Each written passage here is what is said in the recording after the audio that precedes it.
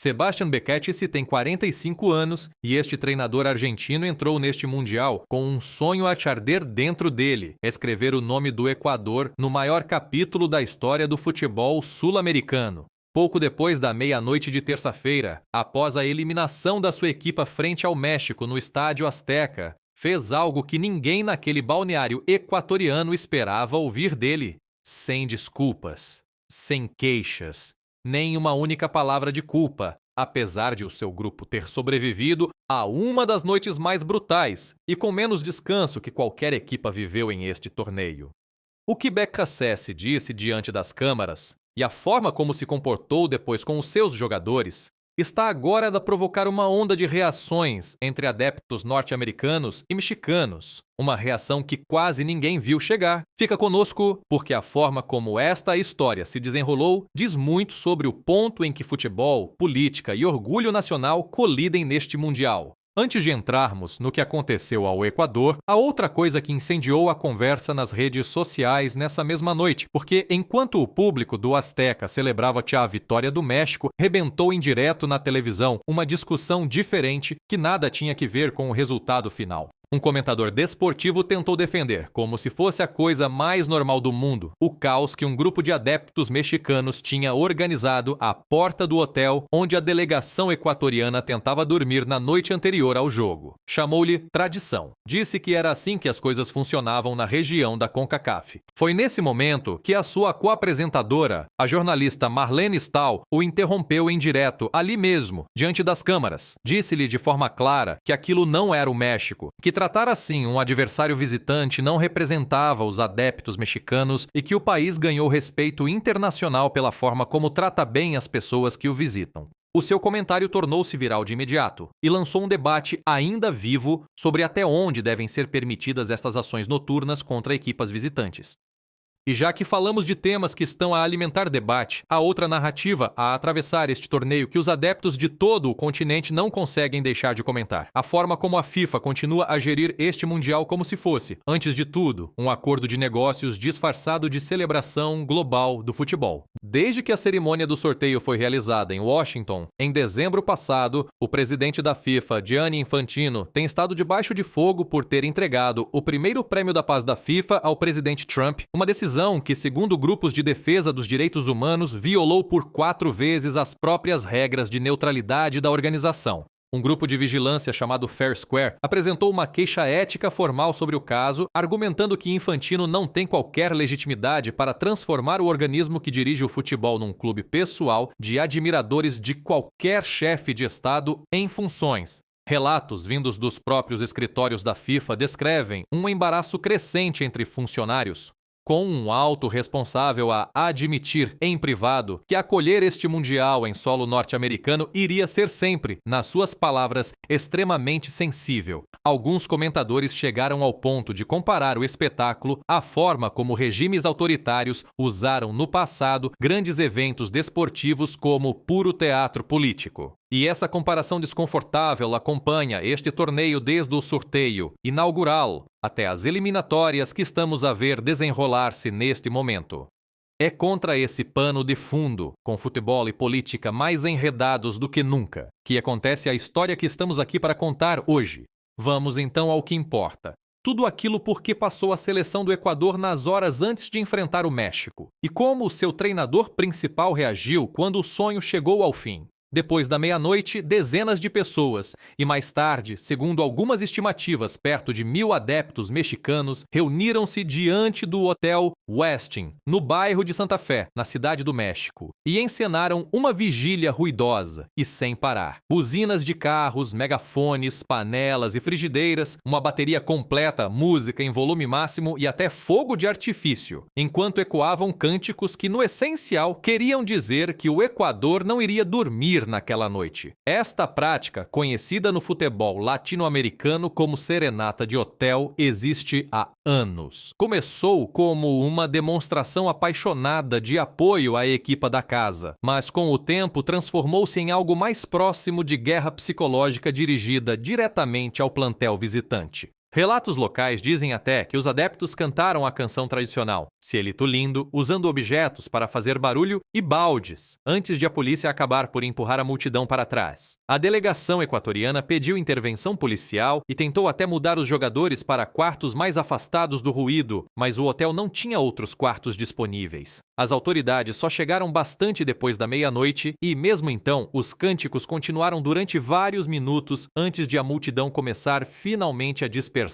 Perante esta situação, a Federação Equatoriana de Futebol divulgou um comunicado oficial anunciando que tinha apresentado uma queixa formal à organização do Mundial. A federação afirmou que este tipo de comportamento contrasta de forma clara com os princípios de fair play, equidade e unidade que um Mundial deve representar, e apelou às autoridades competentes para que prestem mais atenção a estas situações e tomem todas as medidas necessárias para proteger o bem-estar dos seus jogadores, da equipa técnica e dos adeptos que viajaram. Apesar de ter todas as justificações para ficar furioso depois de uma noite assim, BKSS recusou repetidamente usar qualquer parte disso como desculpa. Disse simplesmente que não estava irritado, que não sentia nada além de gratidão e alegria, que sim, a sua equipa estava um pouco mais cansada do que o habitual, mas como poderia ele ficar aborrecido por estar num Mundial? Foi ainda mais longe antes do pontapé de saída, dizendo que a sua equipa se tinha preparado para fazer história, que confiava no trabalho que os tinha levado até ali, que queriam mostrar a sua resistência e que esperava que a conversa no dia seguinte fosse sobre o futebol que as duas equipas apresentassem em campo. Não sobre arbitragem, nem sobre as condições fora do estádio. Foi claro ao afirmar que o seu grupo não estava interessado em queixas ou desculpas, que era uma equipa pronta para jogar onde fosse necessário. Elogiou abertamente a seleção mexicana de Javier Aguirre pela sua caminhada impecável na fase de grupos sem sofrer um golo, e admitiu que os seus próprios jogadores enfrentariam um teste incrivelmente difícil, no qual teriam de dar tudo para ter uma oportunidade. Disse que sabiam, ao entrar em campo, que iriam enfrentar uma adversidade extrema, tanto no ambiente ensurdecedor do estádio Azteca, como em tudo o que aconteceu nas horas anteriores ao início do jogo, mas que no fim, tudo se decide dentro de campo. O jogo, originalmente marcado para 7 da tarde, hora local na Cidade do México, acabou por ser adiado quase uma hora inteira, devido a uma tempestade com trovoada que obrigou os responsáveis a ativar o protocolo de segurança meteorológica da FIFA, o mesmo procedimento de emergência usado ao longo do torneio para proteger jogadores e adeptos sempre que existe risco de descargas elétricas perto do estádio. Quando a partida finalmente começou num estádio Azteca cheio,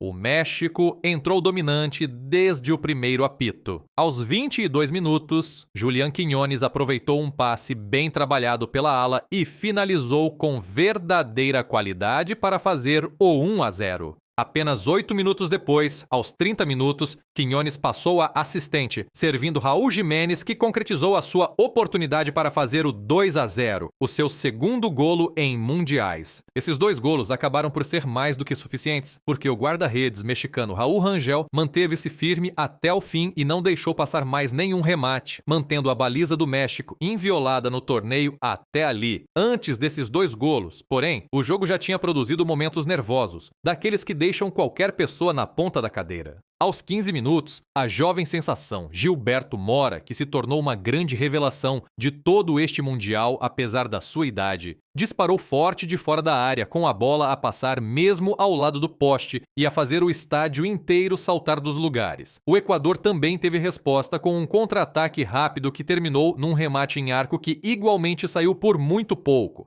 O próprio Mora foi substituído aos 57 minutos sob uma ovação de pé, dando lugar a Brian Gutierrez, enquanto do lado equatoriano BKSS retirou o seu capitão de longa data, Ener Valencia, para lançar Kevin Rodrigues, na esperança de dar pernas frescas ao ataque e encontrar uma forma de regressar ao jogo. A partida tornou-se cada vez mais física e acelerada no meio-campo, e o Equador tentou, criou alguns momentos perigosos e pressionou com força através das substituições na segunda parte, mas nunca conseguiu instalar-se no seu ritmo. E como se a noite já não tivesse sido suficientemente difícil para os sul-americanos, tudo piorou ainda mais no tempo de compensação. Aos 95 minutos, o defesa equatoriano Piero Hincapié envolveu-se numa troca tensa com o mexicano Santiago Jiménez e, no calor do momento, Hincapié tapou a boca com a mão enquanto dizia algo diretamente ao adversário. Jimenez chamou de imediato a atenção do árbitro, o esloveno Slavko Vincic, que foi rever o lance no monitor à beira do relvado e acabou por expulsar Hincapié.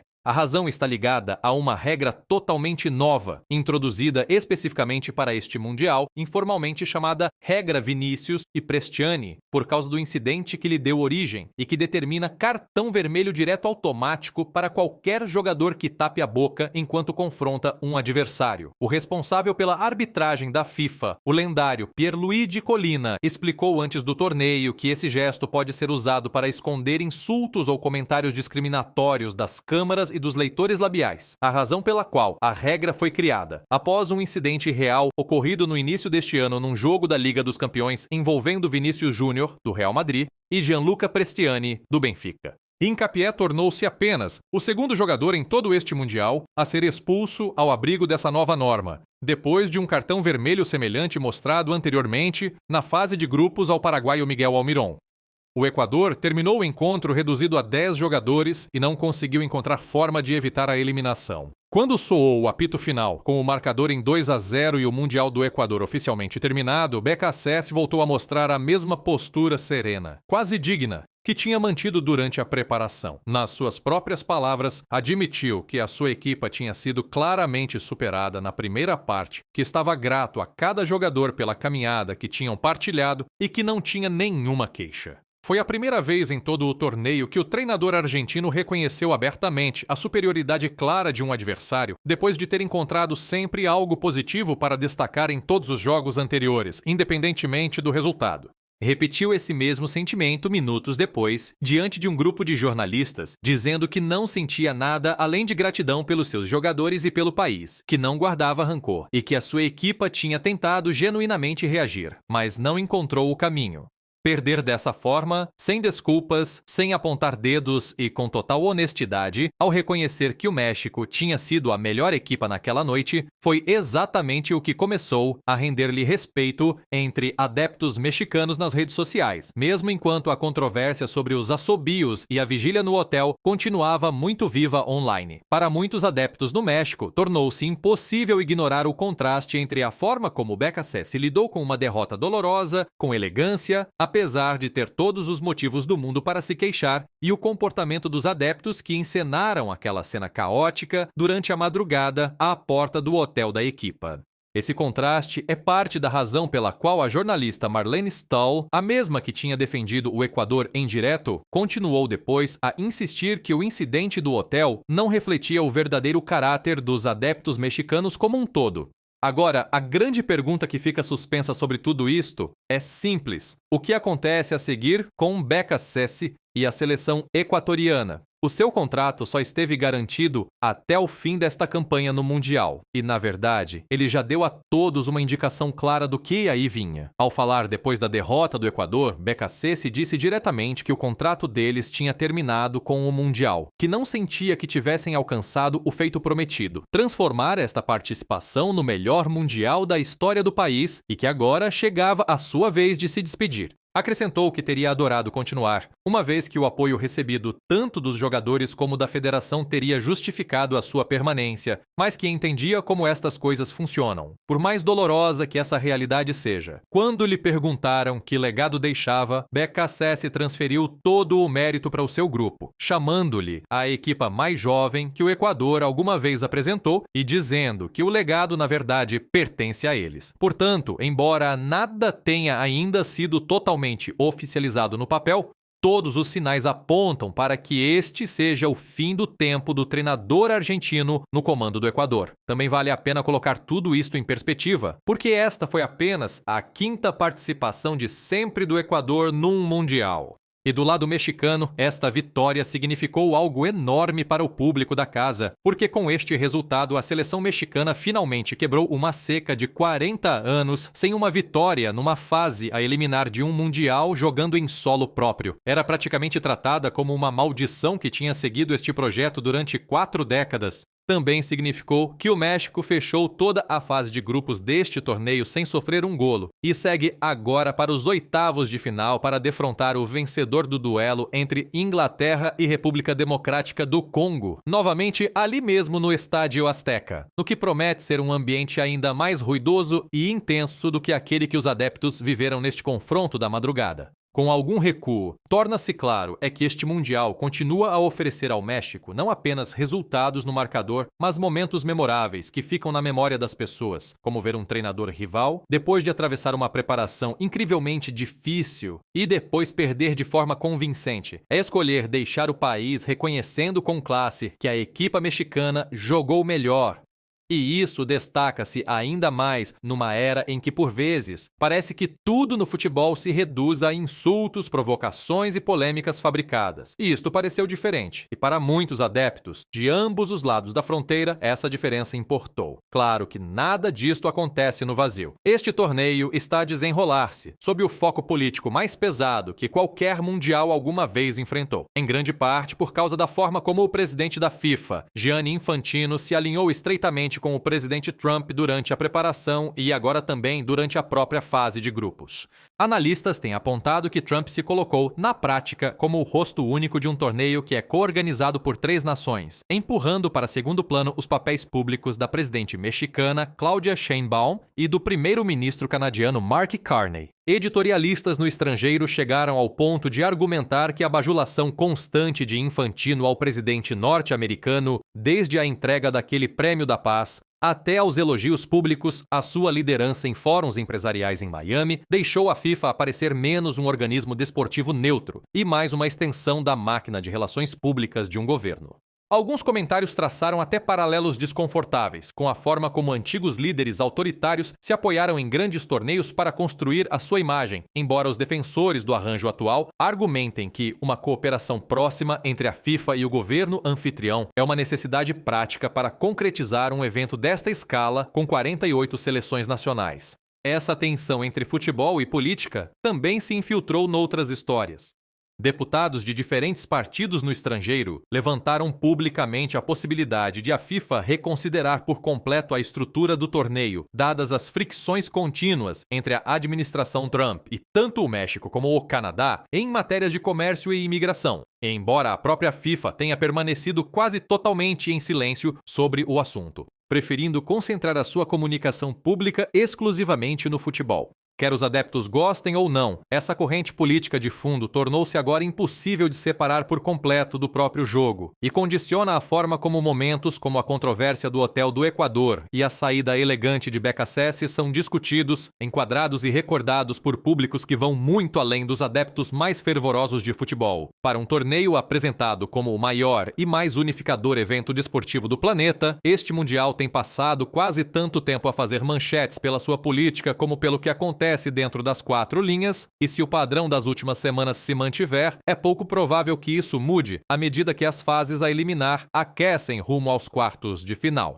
Olhando em frente, o duelo dos oitavos de final entre o México e a Inglaterra ou a República Democrática do Congo já está útil a ser apresentado pelos meios locais como o maior jogo em solo mexicano em décadas, com a procura por bilhetes alegadamente a disparar e as autoridades a prepararem-se para assistência recorde no Estádio Azteca. Entretanto, para o Equador, a atenção vira-se agora totalmente para quem poderá substituir BKSS, com especulação já a circular entre analistas do futebol sul-americano sobre possíveis candidatos, embora a federação não tenha dado qualquer calendário concreto para um anúncio. O que é certo é que este torneio, apenas algumas semanas depois do seu início, já produziu um dos seus contrastes morais mais comentados. Um treinador derrotado que escolheu a elegância em vez da queixa, num pano de fundo de comportamento de adeptos e política da FIFA, que muitos dizem representar tudo o que hoje torna o futebol moderno tão complicado. E à medida que as fases a eliminar continuam, é de esperar que as duas histórias, a humana dentro de campo e a política em redor do torneio, avancem lado a lado até a final de julho,